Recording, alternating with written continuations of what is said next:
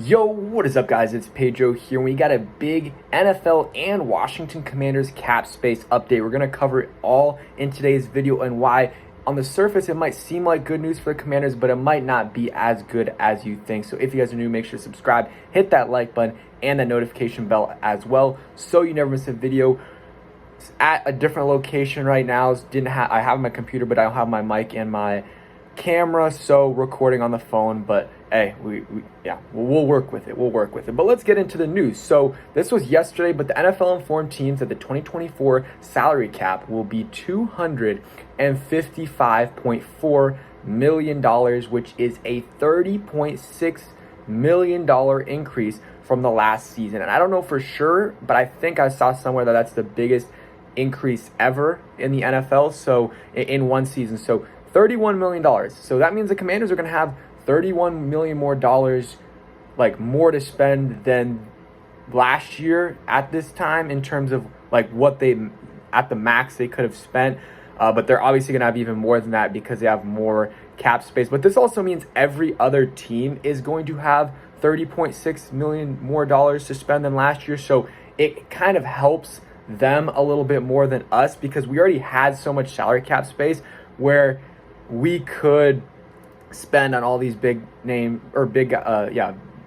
guys, but now these lower teams that didn't have a lot of cap space, they're gonna be able to, if they want, at least attempt to, pay one of the big name guys. So it's probably a little bit worse for us, but still, let's get into. I'm gonna talk about where we are at with our cap space, how much we have, if we can create some more, and what we can really do with that cap space. So there's some kind of conflicting numbers I've seen over the cap, say $87 million.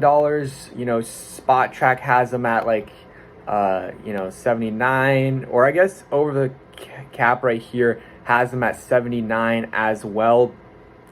But it's all over the place. But the Commanders have around, I would say, $70 to $85 million in cap space, and which is number one in the NFL by far, or by a decent amount. And they can still create more if they want.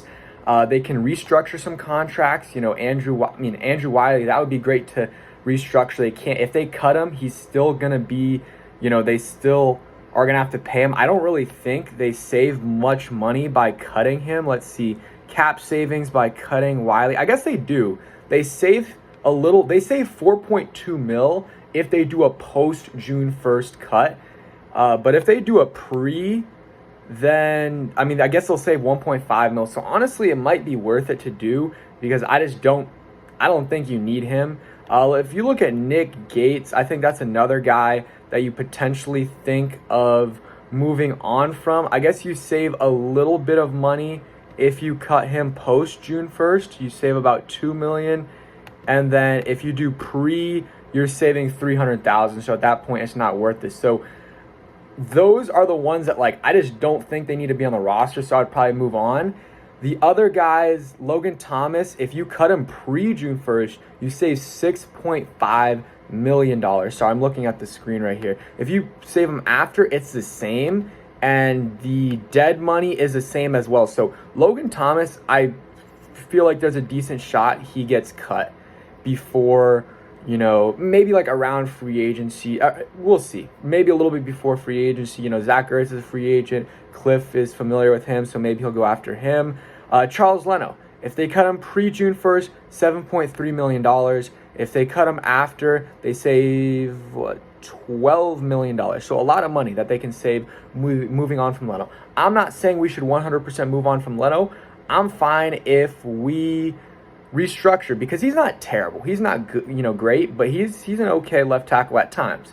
And that's fine to have. So if we can restructure, save a little bit of money, and honestly, money isn't a big issue. So if you want to keep him for another year, honestly, I'm fine with that. We're not at a spot where we need to create a bunch of cap space because we have a lot of money.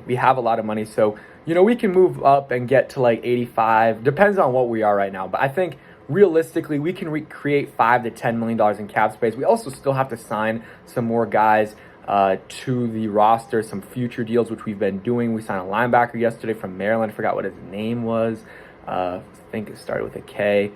And but yeah, that's kind of the situation there. But what can we do with that cap space? We have a lot of cap space to work with. We can re-sign Cameron Curl if we want, Kendall Fuller, maybe give an extension to some guys on the team right now. But the biggest thing is, hey, if we want to go after Brian Burns, Bryce Huff, some DNs, we can pay some big money. If we want to go after some O-linemen, we can pay some big money and go after them. We have the money to spend. If we want to go after T. Higgins, which I'm not a fan of doing, I don't think we need to go after him. We could do it if we wanted to.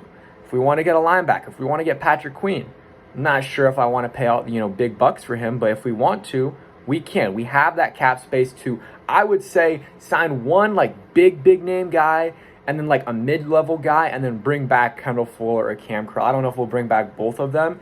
And I think it is important. You don't want to overspend. You don't want to spend all your money in free agency and then, you're just screwed the next few years paying these guys so much money.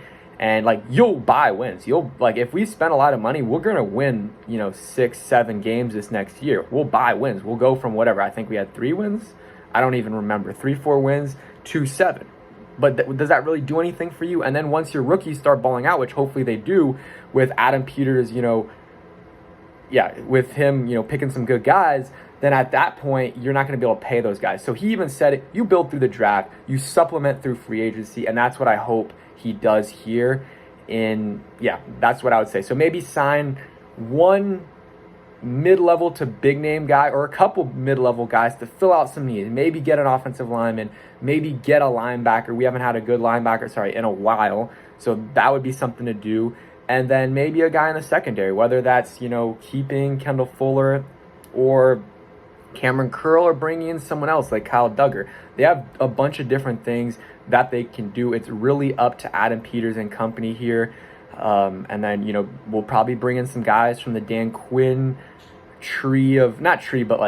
some Dallas defensive guys, Armstrong, maybe some Arizona guys as well on offense. I would be surprised if we didn't. Bieniemy did that here. Didn't work out really with Wiley, Pringle, and Marcus Kemp. But hey, sometimes it does work out for the best. So yeah, the Commanders are in a good cap situation, but again, I would advise them. I mean, I'm not a general manager or anything, but I would advise them against spending a ton of money this offseason because, again, you want to build through the draft, and if he's hitting on these picks, you're going to have to extend these guys in the future, and you're not going to be able to do that if you don't have a lot of money. So thank you guys for watching. I hope you guys did enjoy. If you did, hit that like button, subscribe if you guys are new, and turn on that notification bell so you never miss a video. Peace, guys.